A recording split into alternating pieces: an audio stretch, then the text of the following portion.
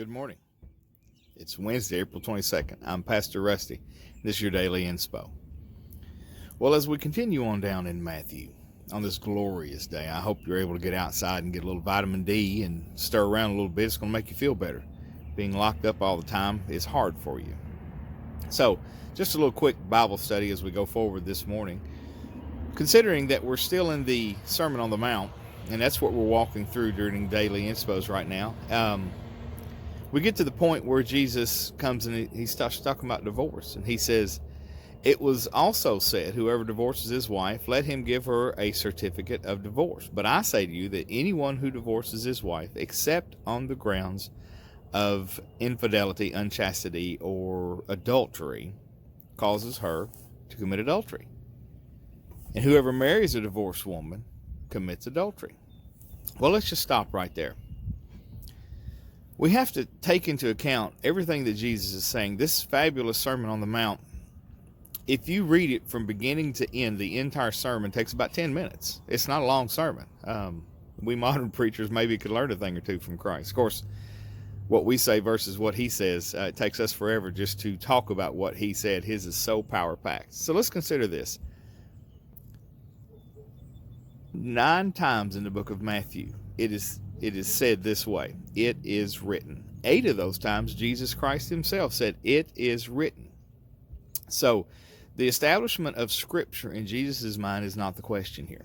And so when we get to this section on Sermon on the Mount, he's not rewriting Scripture. Listen to what he says. 5 times in this book of Matthew, and 4 times by Jesus himself, or in this very particular sermon, he says, you have heard it said. Now, see the contrast there? It is written versus you have heard it said. Remember back early on in this series, we talked about how Jesus was not doing away with the law. He was establishing the law. He was fulfilling the law. We can talk about fulfilling again at some point.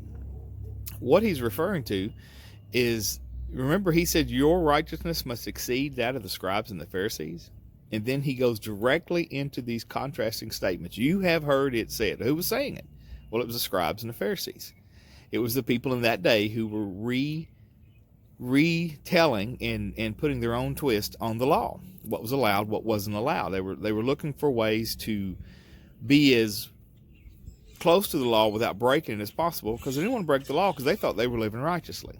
And so they created all these rules. And later on, we have a lot more rules than we have now in Talmudic Judaism, especially by the time the Babylonian Talmud comes along 200 years after Christ. So let's consider this. You have heard it said. Well, he is taking what they had watered down and he was reestablishing it according to Scripture. So when it says in here, you can, if you want to divorce your wife, you can just give her a writing of divorcement. You notice it doesn't say when a woman wants to divorce a man. It didn't happen. We don't actually have that happening in wholesale till 200 Common Era. So again, women didn't have the rights that men have. And so here we had men there were 2 arguments, one by a group that followed a teacher, Shammai or Shemali or something along those lines, and another group that followed a teacher called Hillel. Hillel, which I like to remember was a hellish doctrine, he was teaching that if she burnt your breakfast, you could just give her a writing of divorcement, and the word divorce means set free from bondage, or as the King James says, put away. Well, Shammai said, no, only for unchastity can you have divorce. And so Jesus was basically weighing in on a social argument at that time. And we have to remember that in context. He was weighing in on a social argument. He was telling everybody what the Bible actually taught. And so he came down on the Shammai side. Well, everybody in the area would have known exactly what he was talking about when he starts addressing divorce. He's talking about the current status of things then.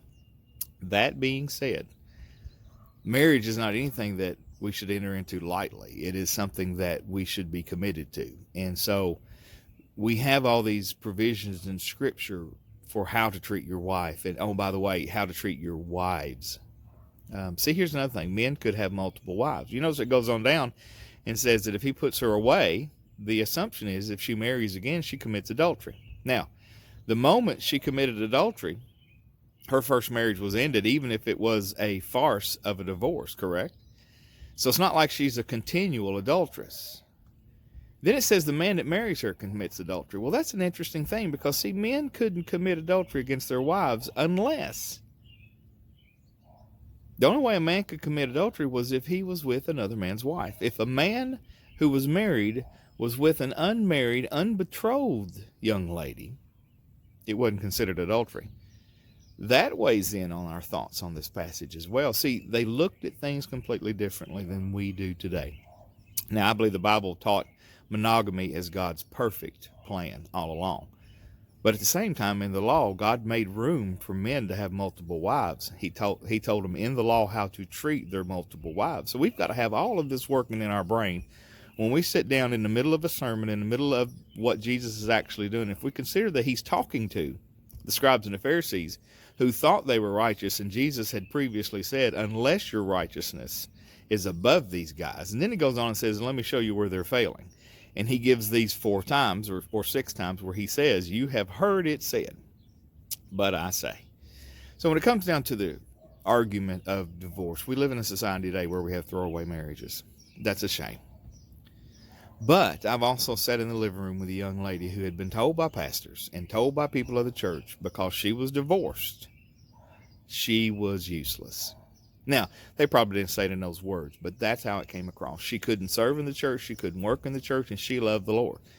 This lady went on to have what we would say today, mental problems. She always struggled with that, even though I tried to counsel with her and talk to her because she was remarried and she couldn't serve in the church anywhere. I think that's sad. I think it's sad when we don't understand what's actually going on well enough in Scripture that we start making people feel worthless. And Jesus Christ never made anybody feel worthless. You remember the woman at the well? She had been married and divorced 5 times. Because Jesus said, you have had, past tense, 5 husbands. And the guy you're living with now is not your husband. See, Jesus got right to the heart of the matter. And then he said, go and sin no more. Well, I like that because, see, Jesus forgives us. He reinstates us. This thing of being an adulteress and carrying it for the rest of your life while the men walk around scot-free and they don't have any burden. That's the way it was in the first century. They didn't have any burden unless it was another man's wife. That tells you about the woman caught in adultery too. She was caught in adultery because she was married. And evidently the guy with her got away. Isn't that funny? They caught her, but not him. See, we see a lot of that in history. Let's be above that. This is something you can do today. Don't hold somebody's past against them for eternity. Don't have these. Here's the thing. Okay, somebody's been divorced and so they're no use to God. But you can be a glutton and preach every day and every Sunday. You can be a gossip and everybody just looks the other way. But let somebody have one of these big sins and they're no use to us. Well, I'm glad they're still used to God. I'm glad he uses an old wretch like me. Because if people knew who I was and who I have been, they would not listen to a word I say. But my whole job is to point to Jesus. This is something you can do today. Practice forgiveness. Practice inclusion. I'm Pastor Rusty. This is the day the Lord hath made. Rejoice and be glad in it. I'll see you tomorrow.